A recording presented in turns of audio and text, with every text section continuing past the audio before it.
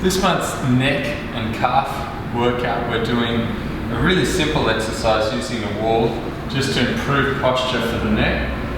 So all the movements that we do in the program are to improve posture, but this one really helps you get aware of that kind of forward head posture. So you're getting the back on, so the upper back is on. You can leave the lumbar spine off so you have that nice natural curvature and that natural curvature through the neck.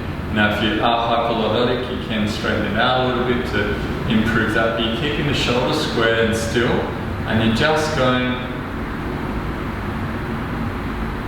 into side flexion. So you're going to do 30 seconds one side and 30 seconds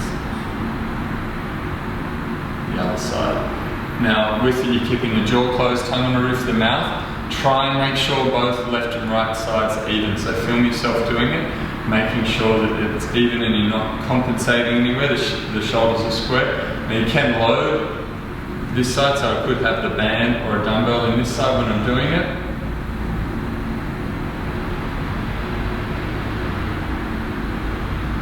So I have to stabilize that shoulder and then move against it.